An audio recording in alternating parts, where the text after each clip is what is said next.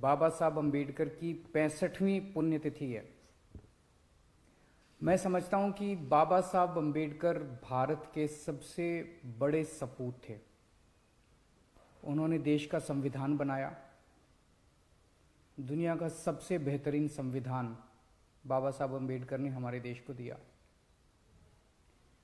पूरा जीवन वो दलितों के लिए, शोषितों के लिए लड़ते रहे, संघर्ष करते रहे। और अगर मैं कहूं कि शायद आज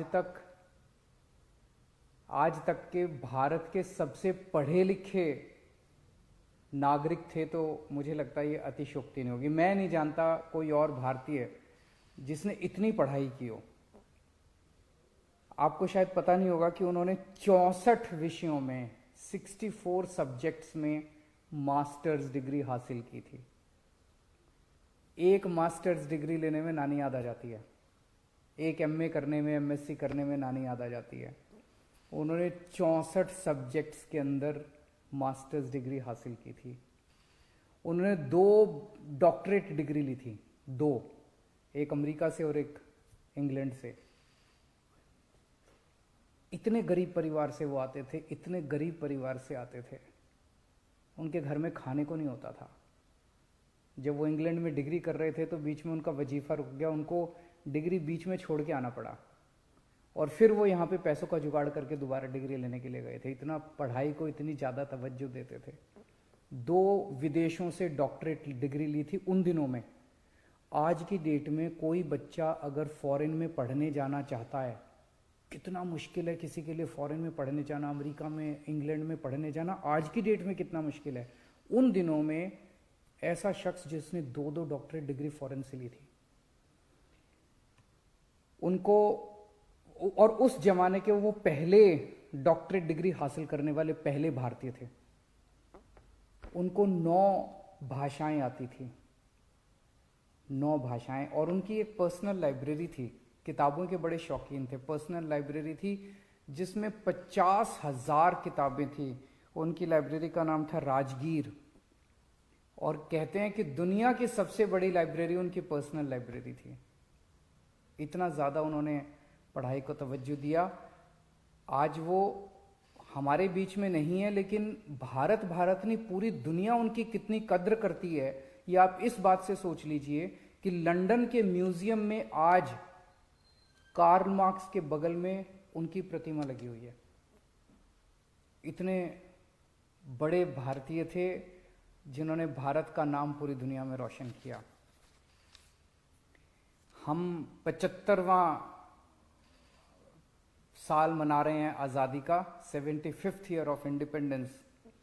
और इस मौके पे मैं एक बहुत बड़ा ऐलान करने जा रहा हूं कि बाबा साहब अम्बेडकर के जीवन को बच्चे बच्चे तक पहुंचाने के लिए दिल्ली सरकार उनके जीवन पे एक बहुत भव्य नाटक तैयार कर रही है, बहुत बड़े स्केल के ऊपर।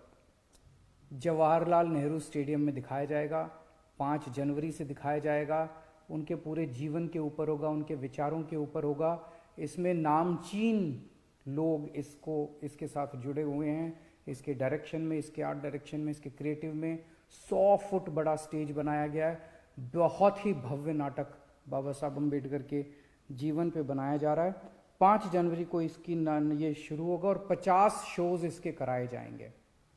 जनता के लिए फ्री होगा, कोई भी आके देख सकता है। अंतर्राष्ट्रीय स्तर का इसका प्रोडक्शन है और शायद भारत देश में पहली कोई सरकार है जो बाबा साहब अम्बेडकर के जीवन को बच्चे बच्चे तक पहुंचाने के लिए इस किस्म का प्रयास कर रही है। बाबा साहब अम्बेडकर का एक सपना था, जो जैसे वो बहुत पढ़े लिखे थे और उनको पढ़ाई की कीमत पता थी।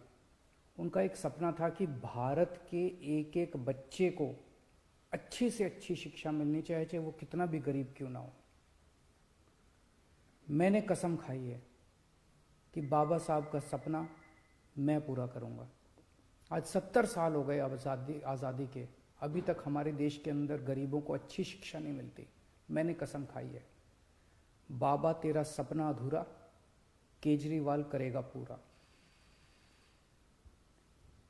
ओमिक्रॉन देश में एंटर कर चुका है। कई जगह से खबर आ रही है कि यहाँ भी ओमिक्रॉन के पेशेंट पाए गए, वहाँ भी पाए गए, दिल्ली के अंदर भी पेशेंट पाए गए। लेकिन मैं सबको कहना चाहता हूँ कि पैनिक करने की कोई ज़रूरत नहीं है, घबराने की कोई ज़रूरत नहीं है। मैं इस पे लगातार नज़र रखे हुए हूँ। मैंने पिछले हफ्ते भी रिव्यू मीटिंग ली थी। हर चीज़ की जो ऑक्सीजन है, बेड्स हैं, दवाइयाँ हैं, इक्विपमेंट है, जिस भी चीज़ की ज़रूरत है उन सारी चीज़ों को हम पर्याप्त मात्रा में अवेलेबल कराएंगे। और चिंता ना करें, बस आप अपना काम करते रहें, सोशल डिस्टेंसिंग मेंटेन करें, मास्क पहनना बिल्कुल ना भूलें। मास्क सबसे ज़रूरी है। घर से बाहर निकले तो मास्क पहन के निकलें। नमस्कार।